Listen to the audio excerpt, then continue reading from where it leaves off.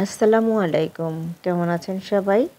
আজ আমি রান্না করব ওলকচু। প্রথমে আমি পাতিলে তেল দিয়ে তাতে কুচো চিংড়ি মাছ দিয়ে দিয়েছি। চিংড়ি মাছগুলোকে একটু ভেজে নিয়েছি। তারপরে দিয়ে দিচ্ছি পেঁয়াজ বাটা, দিয়ে দিচ্ছি মরিচের গুঁড়া, হলুদের গুঁড়া আর ধনিয়ার গুঁড়া, দিয়ে দিলাম স্বাদ মতো লবণ। সব কিছু একসাথে কষিয়ে নিব। আর এখন দিয়ে দিচ্ছি আমি ভাপিয়ে রাখা ওলকচু। ওলকচুটাকে মশলার সাথে ভালো করে মিশিয়ে নিচ্ছি।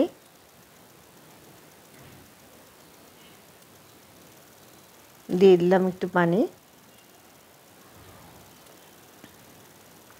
এখন আমি ঢাকনা দিয়ে ঢেকে দিব। ওলকচুটা সিদ্ধ হয়ে আসছে। দিয়ে দিলাম টমেটো কুচি আর সরিষা বাটা।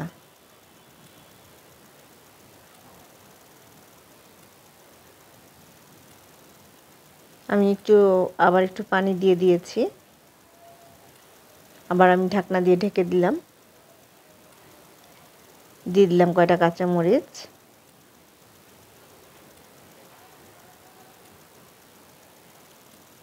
আর এখন দিয়ে দিচ্ছি একটু চিনি।